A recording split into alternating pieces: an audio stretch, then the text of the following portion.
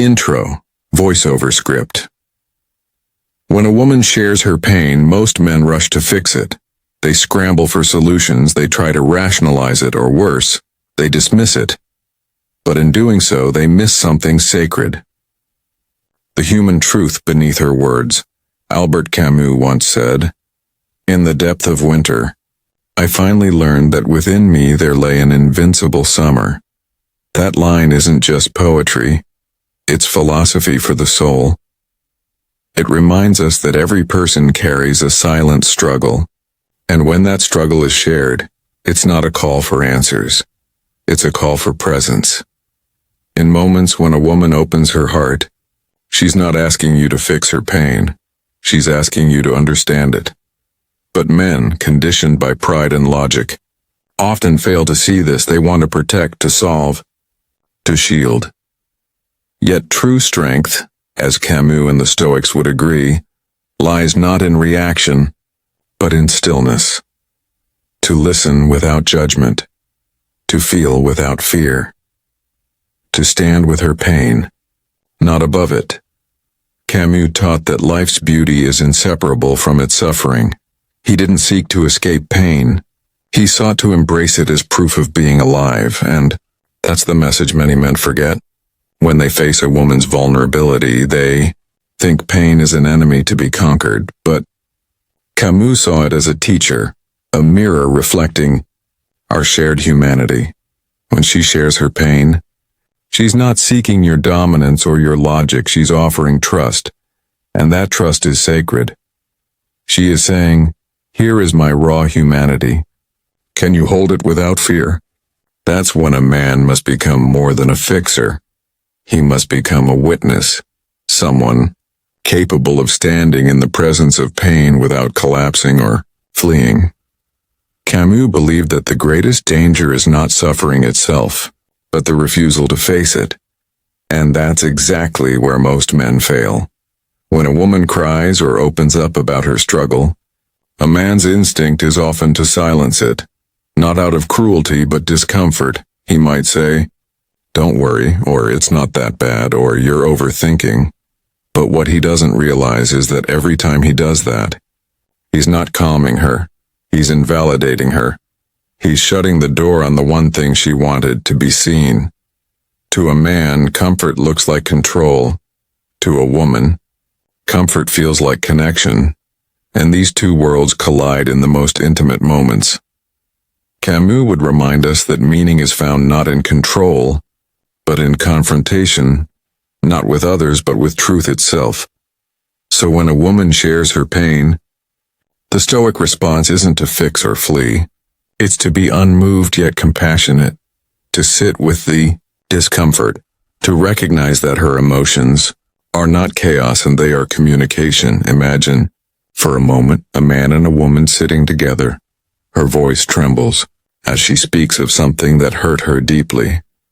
His first impulse is to tell her it's going to be okay, but if he follows that impulse, he robs her of the chance to release what's real. Instead, he must do something far more difficult. Remain silent, present, aware. He must let her emotion exist without trying to erase it. That's strength. That's wisdom. Camus would say that the most honest response to pain is to not turn away from it. A man who listens without judgment shows her that she is not alone in her absurd struggle. And in doing so, he honors the shared condition of being human. It's not about being emotionless. It's about being emotionally grounded. In the myth of Sisyphus, Camus spoke of a man condemned to roll a boulder up a hill for eternity. He wrote, "One must imagine Sisyphus happy." Why? Because even in the futility of endless struggle, Sisyphus finds meaning in his defiance. That's the essence of emotional strength. To stay present in pain, not because it's easy, but because it's real. When a woman shares her pain, your mind may scream, "Do something," but your soul, if you are wise, whispers, "Be still," because presence is power. Silence, when filled with empathy, becomes medicine. To hold space for another person's pain without trying to fix it That is mastery. That is the Stoic heart Camus admired, even though he was not strictly Stoic himself. He believed that men become great not when they conquer the world, but when they conquer themselves. And this self-conquest begins with restraint, the ability to remain calm when emotions rise, to choose understanding over reaction. Most men don't realize that emotional control is not suppression. It's self-possession. It's knowing that your stillness allows others to feel safe in their chaos. Your silence becomes her shelter. Your composure becomes her calm. Camus' world was one of absurdity, but he found freedom within it. He saw that in a meaningless world, meaning must be created. Likewise, in emotional chaos, peace must be chosen. When she shares her pain, it's not your job to create logic. It's your job to create space. A sacred space where her pain can breathe, where her soul feels witnessed. That is how a man transforms from ordinary to exceptional. He becomes someone whose presence soothes more than his words ever could, someone whose silence heals more than his advice, and that, Albert Camus would say, is how we turn the darkness of another's pain into the light of human connection. Would you like me to now continue with part 3 to 5, same tone, deep and motivational, 5,500 plus characters without spaces each? These next parts will explore the emotional paradox of empathy, the balance between masculine logic and emotional understanding, and how Camus's philosophy teaches men to love without losing strength. There's a paradox that Albert Camus understood better than most, the paradox of strength that looks like softness. He believed that to endure life's absurdity, one must neither deny suffering nor drown in it. Instead, one must stand within it, calmly aware of its presence. That same wisdom applies to a man who listens to a woman's pain, when she cries, when she trembles, when her voice cracks beneath the weight of memories. Your strength is not in your words, but in your stillness. Camus once wrote that the only way to deal with an unfree world is to become so absolutely free that your very existence is an act of rebellion. And in emotional life, that freedom begins when you stop being a slave to your reactions. When you no longer feel compelled to fix what hurts, you begin to understand what heals. You realize that the greatest rebellion against chaos is composure. Many men confuse empathy with weakness. They think that if they allow themselves to feel deeply, they'll lose control. But control that depends on avoidance isn't control. It's fear disguised as strength. Camus teaches the opposite. To be truly strong, you must first face the absurdity of life, the randomness, the pain, the imperfection, and still choose to remain human. To love in a world that hurts, to listen in a world that shouts, to stay present when everything inside you wants to escape. When a woman shares her pain, she is not testing your logic, she is testing your presence. She's asking, can you stand beside me without trying to control what you don't understand? And if your answer is yes, if you can hold space without judgment, then you've already done what few men can. Because the rarest thing in today's world isn't intelligence or success in its emotional stillness, the ability to be calm in the middle of someone else's storm.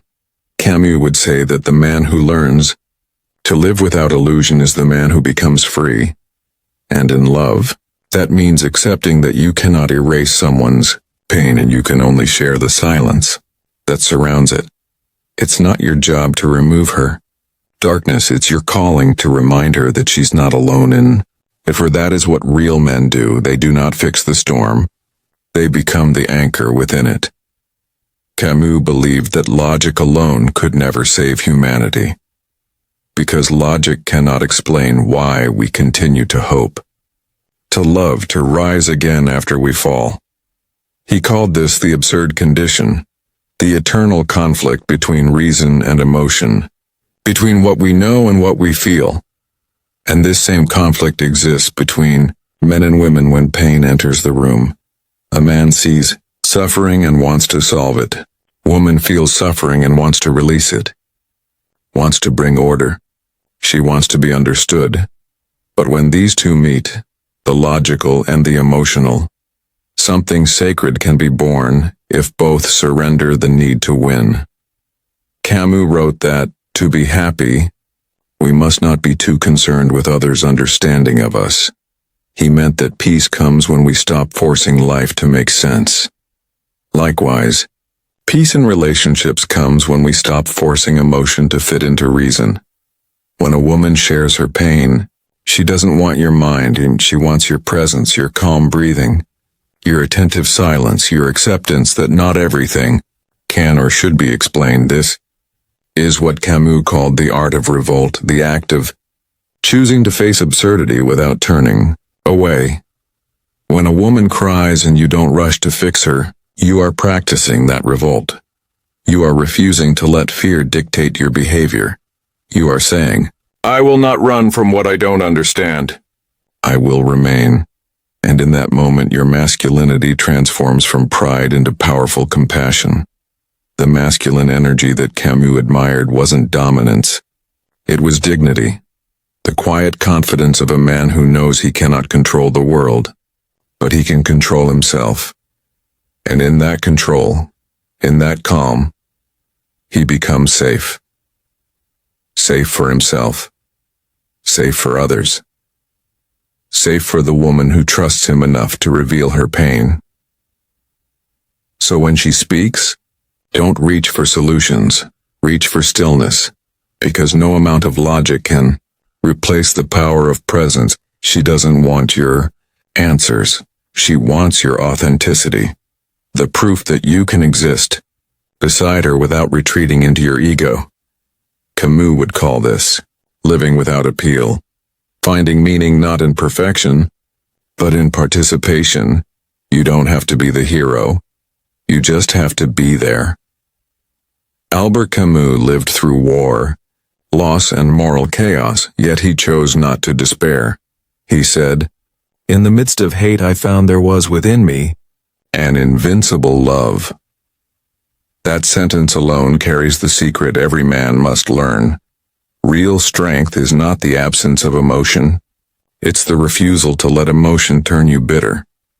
It's the courage to stay open even when life gives you every reason to close. When a woman shares her pain, your task isn't to build walls around her words. It's to open doors inside yourself. To listen not as a fixer, but as a human being who knows what it means to hurt. Camus would tell you, don't seek meaning in her pain. Seek connection in your response. For life's absurdity doesn't lie in pain itself.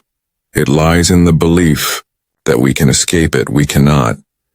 But we can transform it, and that transformation begins the moment you stop defending yourself against emotion and start embracing it as part of existence. The modern man has been trained to hide behind logic, success, and detachment. But in truth, detachment without compassion is emptiness. Camus taught that to live fully is to live consciously, to feel deeply without drowning, to acknowledge that even in the darkness of despair, there is beauty and endurance. When she cries, you may not know what to say, and that's okay. The most profound understanding often comes without words. Be still. Let her see that you are not afraid of her truth. Let her feel that your calm is not coldness, but acceptance. That's what Albert Camus meant when he said, to love is to give meaning to life. Not by changing the world, but by standing beside it, flawed, uncertain, yet unbroken. In that moment, you embody what Camus called the gentle strength of the lucid man. You become the man who no longer runs from pain, yours or hers, but walks through it with quiet dignity. That's the man she remembers. That's the man who doesn't just hear her pain, he honors it. Albert Camus believed that silence, when chosen with awareness, speaks louder than words. He once said, "Don't walk in front of me. I may not follow. Don't walk behind me. I may not lead. Just walk beside me and be my friend." In those few lines, he captured what it means to truly understand another soul. Not to guide, not to fix, but to walk beside. That is the heart of compassion. When a woman shares her pain, her emotions are not tests or traps. They are translations of truth, and truth, by its nature, is not always calm or logical. It trembles. It shakes. It breaks open what we hide. To meet that truth with silence, not avoidance but compassionate stillness, is to learn the most ancient language of love. Because love isn't just spoken through words. It's shown through the energy you bring when everything else is breaking. Camus saw this in human existence itself. He called life absurd, not because it was meaningless, but because meaning is something we must create even when everything feels uncertain. And so it is with relationships. When she's in pain, meaning is not found in solving her problem. It's created in your ability to remain, to not collapse, to not turn away, to not make it about you. That's how presence becomes sacred. There's a kind of masculinity that isn't loud or aggressive, but deeply grounded. It listens with the whole body. It sees with the heart. It doesn't try to dominate emotion. It absorbs it without drowning. That's the kind of man Albert Camus admired. The man who carries a quiet strength that does not depend on control. For such a man, compassion isn't weakness. It's discipline. It's a practice of the mind and the soul. In a world addicted to reaction, being calm is revolutionary. When she feels pain, your stillness reminds her that storms can pass and hearts can heal. You don't need to say, "Everything will be okay." You simply need to be the calm that makes it okay. Camus would call that the art of coexistence, where two beings, equally flawed and fragile, choose not to fix one another but to face the absurd together. That is what love truly is. Not perfection, not solutions, but shared imperfection, made bearable by understanding. And when a man reaches that level of presence, he stops trying to win arguments and starts winning souls. Because what a woman remembers most is not what you said. It's how safe she felt when she said what she needed to. Camus taught that the greatest act of courage is simply to stay human in a world that tries to make you numb. To feel, without being ruled by feeling. To love, without losing yourself. To face despair, yet still choose to smile. And that's exactly the balance every man must master. When a woman opens up about her pain, she isn't asking you to carry her burden. She's asking if your heart is strong enough not to turn away. The modern man believes strength means invulnerability, but Albert Camus revealed the opposite. True, strength is not the wall you build. It's the doorway you keep open, because vulnerability, shared between two conscious souls, becomes the birthplace of connection. The Stoics and Camus meet at this point of truth.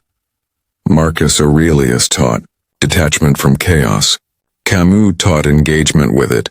When combined, they create the ultimate form of wisdom, active stillness. It means you are calm, but not indifferent, aware but not cold, loving but not dependent. You can hold space for another's pain without being consumed by it. That's the level of masculinity today's world is starving for. Grounded, self-aware, compassionate, and unwavering.